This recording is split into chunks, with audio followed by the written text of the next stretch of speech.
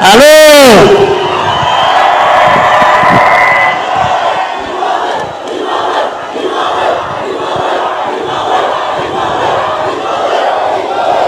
Abagasaba muraho?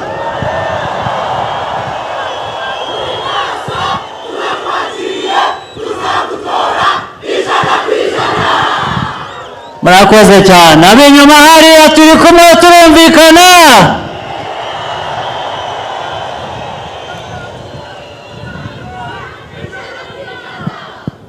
Ndabashimiye cyane.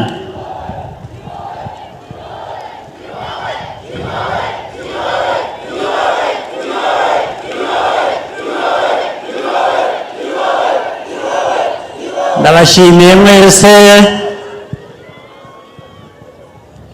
Abagasabo n'abandi bari hano bose twagendanye, abenshi tunagendana hirya no hino aho twagiye tujya, ndabashimiye kuri uyu munsi.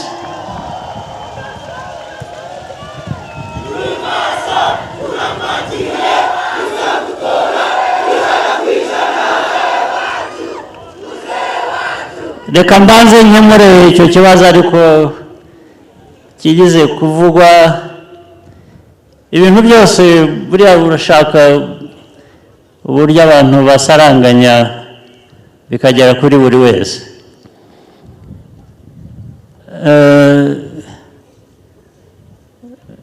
Ikibazo hagati ya Nyarugenge na Gasabo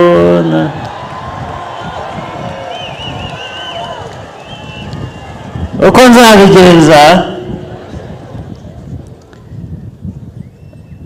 Fazili namwemereye ko nibantumira nzaza ngasangira nabo ubwo nzaza.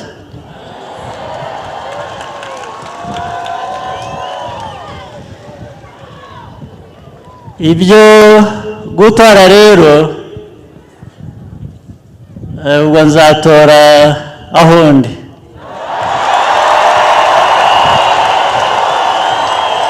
Aho ndi niho nzatorera, hanyuma kuri wa munsi mukuru natumiweho nkazajya gusangira n'abayisilamu ku munsi mukuru wabo. Ubwo si ubutabera se?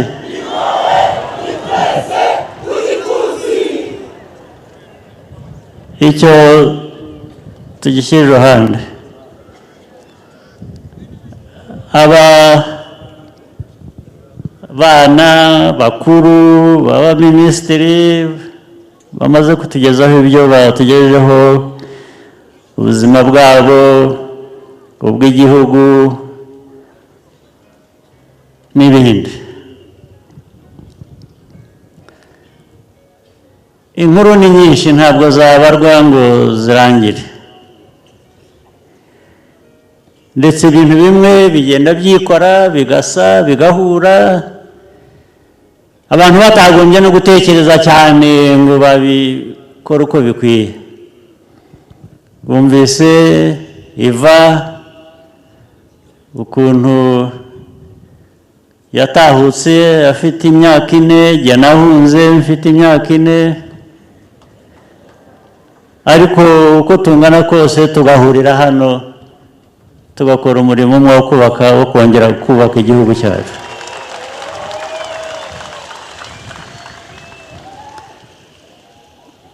Na Irere nawe Claudette wajyaga afata umunyenga muri lift yo muri minisiteri, ubu ngubu ayobora. Ushobora kwibwira ngo hari wari ubizi wabikurikiranaga ageze aho atuma bimera bityo, ariko ntabwo ari byo. Ariko nibyo ku rundi ruhande, ku bwa politiki, ku bw'igihugu gishyira imbere abacyo ntawe gisize inyuma. reka mbabwire indi nkuru yenda gusa nk'iyo ya lifuti. Nigeze njya mbivuga, naje mu Rwanda najyaga naje muri 77 ngaruka 78 ndetse ngira ngo naje gatatu no mu ntangiriro ya 79 najyaga nza hano uhuriye nanjye mu nzira wanankubitira n'ubusa icyo gihe ndetse niko byari bigiye kugenda. Rimwe aho nabaga mu Kiyovu, hari umugabo mfitanye nawe isano, abana be ngira ngo baracyariho, wenda bamwe bari hano, yitwaga Muyango Karaveri, yakoraga muri Minisante, ngira ngo yari nka Directeur General.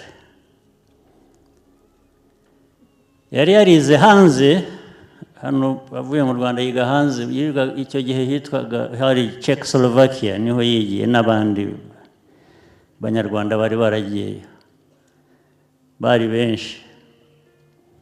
Hanyuma barangije amashuri bagiye gutaha, igihugu icyo gihe ubuyobozi bwariho bugarura bamwe, bwemerera bamwe kugaruka, we n'abandi nka 4 cyangwa 5 barabwira ngo ntibagaruke kubera icyo bari cyo. Ubwo urumva bijyanye na yangengabitekerezo. Ariko hashize imyaka nyirango cyangwa sinzi niba ari amezi niba ari iki, barataha ku ngufu, baravuga bati reka dutahe, ni bashaka batwice, baragaruka. Ntabwo nirwa mbagira mu bindi birebire, icyo nshaka kubageraho ndakibabwira mu kanya gato, ntabwo ni inkuru ndende. Bagarutse bicaraho batafite akazi, batakora. Hanyuma hashize igihe ndetse umwe cyangwa 2 muri abo baza kwicwa, barasigara, ariko hanyuma hashize igihe bamuha akazi muri Minisiteri ya Sante. Ubwo najyaga nza rero kenshi, niho nabaga mu rugo we, yaratuye mu Kiyovu hafi n'ahantu hahoze Embassy ya Zaire, ndetse hari na State House aho nabaga mu nzu ya leta hariya mu Kiyovu. Ibyo navugaga rero, burya najyaga umujyi hafi wose nari nkuzi, najyaga nkugenda n'amaguru iyo nabaga naje hano. Rimwe rero nza kuva aho kwa Muyango ngenda n'amaguru, ndaza ngera aho hari Embassy y'Abanyekongo, icyo gihe habaga iriho ibendera ryaho, Zaire Embassy. Haruguru yaho hari amazu y'Ababiligi, ngira ngo n'abadiplomate cyangwa n'abandi bahabaga.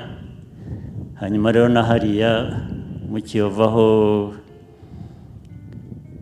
Habyarimana ngira ngo yabaga cyangwa sinzi ababagamo, nza kuhanyura rero n'amaguru. Ariko nabaga mfite agatabo ngenda nisomesha, nijijisha.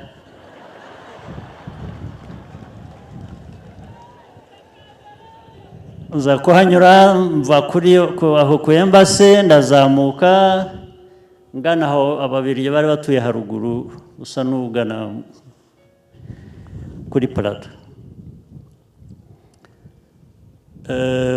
Umujandarume wari uharinze, kuri urwo ruhande babaga barinze impande ebyiri, hari urwo ruhande n'urundi hirya. Ati yewe sha,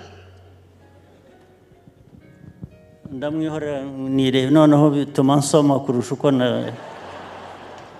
ngoma ngenda. Ati yewe, ati wowe, ati we. Ndabanza ndamwihorera, ngiye kumva numva yari yambaye bute iz'abasirikare zirimo ibyuma hasi, ngira ngo numva arambuka umuhanda aza nsanga. Arangira ati we sha, ati niwe mbwira. noneho ndahindukira ndamureba, ntigewe ntige wavugaga, ati ngwino hano,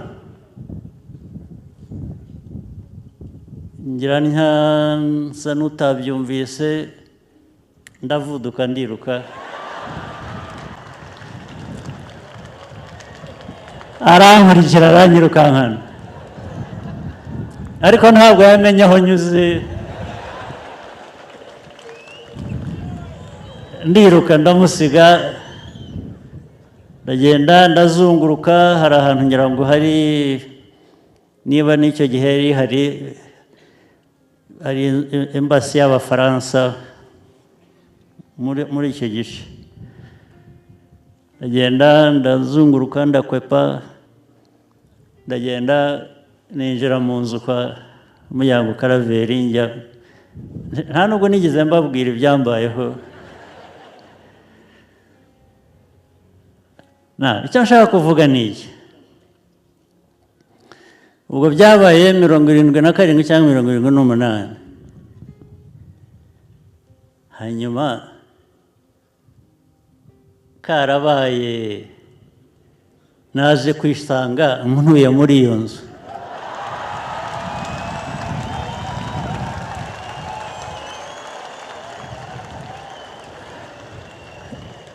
Ubwo rero birasa n'ibya Irere wajyaga agenda muri esanseri, nuko byazageraho ari umwana bamukubita imijugujugu akubagana yirukanka, ageze aho agaruka haba ari uyobora minisiteri. Ntiwumva ko ibintu byikora rero.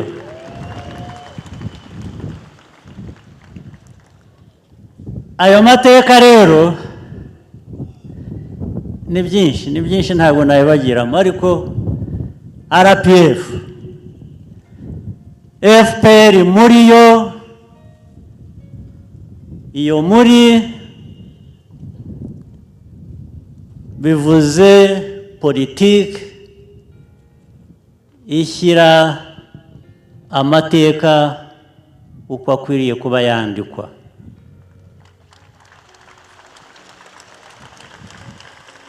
FPR yaharaniye ukuri kw'Abanyarwanda, hari uko bivuga ko hari abari hanze mu buhunzi batwebwe, ariko hari n'abandi benshi mu gihugu nabo bari bameze nk'aho ari impunzi kandi bari iwabo. Iyo politiki rero igomba guhinduka, kandi yahindutse, ariko yahindutse ku maraso y'abantu, ntabwo ari politiki yo gukinisha. Ndetse nabashimira mwebwe nk'Abanyarwanda ko iyo politiki mutayikinisha, abayikinisha n'abo hanze bashinyagura.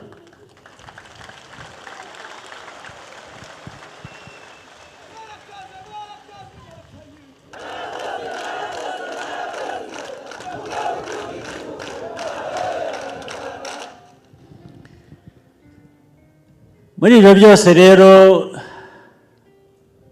uko abantu bitanze icyo gihe, imyaka 30 ishize, tukaba tugeze aha ngaha, aho tugeze, uko ibintu bimeze mu Rwanda nuko byahoze, ndetse kenshi nuko bimeze ahandi. Nababwira ko twese hamwe dukwiriye kwishimira igihugu cyacu, uko tucyubaka n'aho tukigejeje.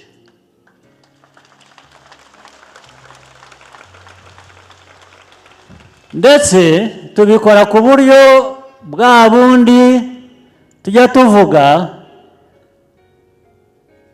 bw'ubudasa. Abanyarwanda dufite ubudasa, n'abandi bafite ubwabo, njye ndavuga ubwacu.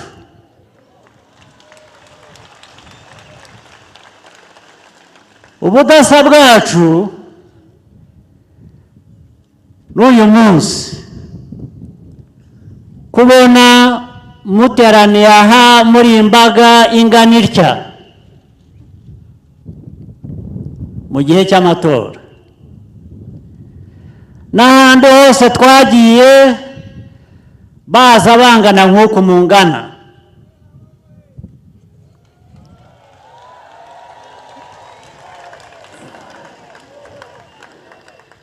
ubundi ibimenyerewe ahandi bafite ubudasa bwabo igihe nk'iki abantu umwiryane uba ari wose ndetse uwo mwiryane abantu baragiye bawuhindura ko ariwo demokarasi ngo demokarasi ni amashyaka menshi ni amashyaka ahangana ni amashyaka arwana ndetse na kiriya gihe amashyaka yakoze gutsemba abanyarwanda yakoze genocide nabyo abenshi babyita ko ari demokarasi niko bizwi ku isi bavuga ko ni demokarasi abantu bari barakaye iyo urakaye ukica uwo urakariye cyangwa uwo wanga abantu baragiye nabyo babihindura demokarasi ariko u Rwanda twebwe niyo mpamvu abantu benshi bigomba kuba bibatungura iyo babona abantu mungana mutya n'ahandi ungana mutya tuvuga FPR ni ukuvuga ngo ariko tuvuga FPR tuvuga naho dufatanije bandi mashyaka ariko abantu bakavuga ngo FPR ifite igitugu kuba ikurikiwe n'abantu bangana gutya niba ari cyo gitugu niba ari cyo igitugu ntabwo nabyicuza jyewe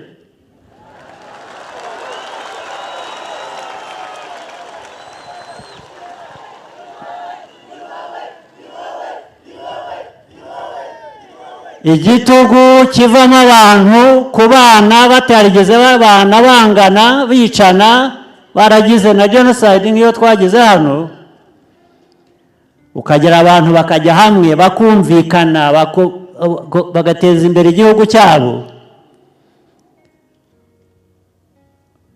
wabaha uburyo bwo kugira ngo bahitemo bakora amatora ya politike bashaka y'abayobozi bashaka ukavuga ngo ni igitugu kubera ko ari budasa n'ubwawe ibyo nabwira ko mu mateka u Rwanda rwandika n'ibyo birimo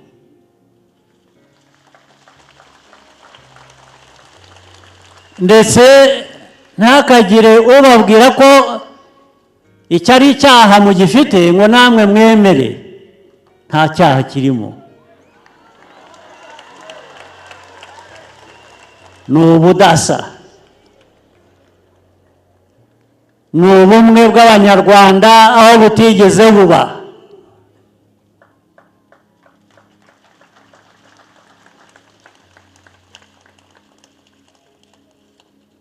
ni amateka ahinduka akava habi akajya heza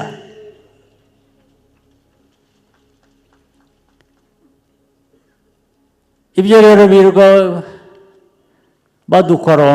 gukoronga murabizi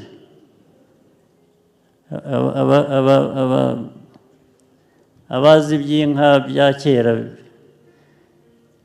birirwa tuvuga nabi badutuka bavuga kudutukira ubudasa bwacu rwose bajye badutuka gusa nibarangiza batwirinde.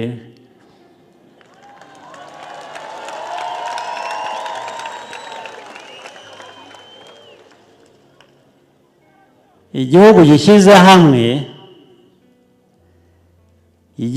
igihugu kidasiga umuntu uwo ari we wese inyuma, politike imeze ityo nta kwisa, niyo dukwiriye kugira, niyo yonyine ndetse yakubaka igihugu cyacu ikakivana aho cyari kiri ikaba ikigejeje aho umuntu ahora azi ngo ejo hazaza hazaba haruta umunsi washize.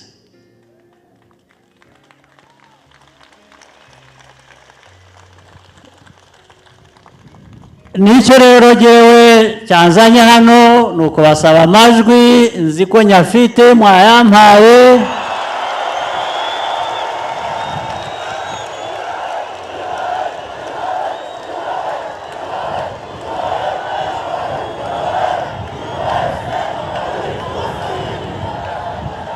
Jye ntabwo naje kubasaba, naje kubashimira.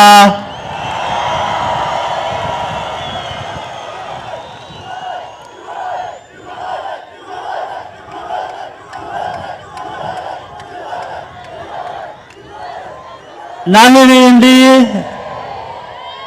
ibindi bireke kuturangaza rwose, twikorere ibitureba.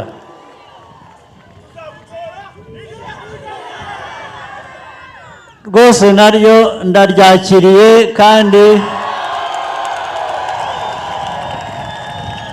kandi nzi ko hari abatarimenyereye.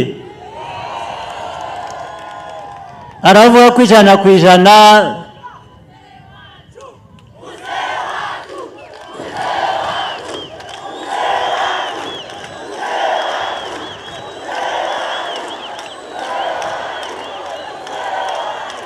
Hari abazi ko 100% abarigize igitutsi ntaryo bashoboye, ntaryo babona.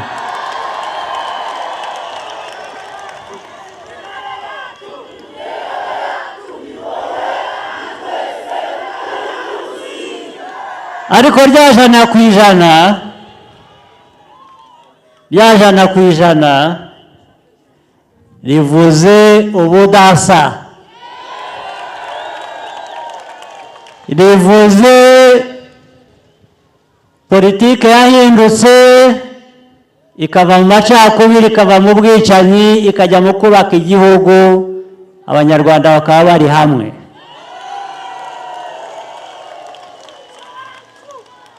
Aho bazashakira, aho abanyarwanda mwebwe aho muzashakira kugira ubundi budasa, ibyo rwose mubifitiye uburenganzira.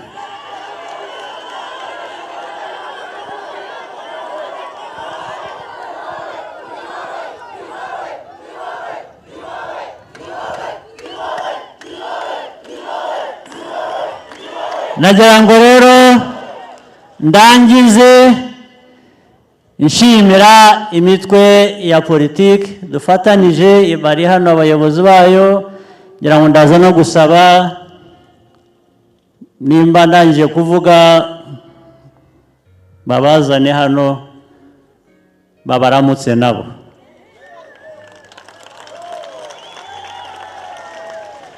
Ndarangiriza, ni byinshi nasezeranye, ariko ndashaka gusezeranya ikintu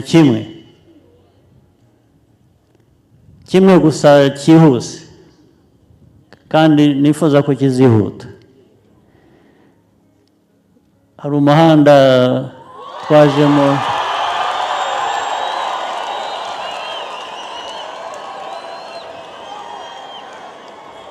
uyu muhanda watugejeje ahangaha w'itaka,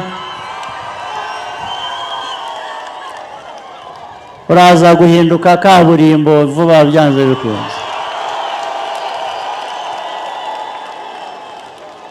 Ibyo ndabibasezeranije nitumara guhitamo neza itariki 15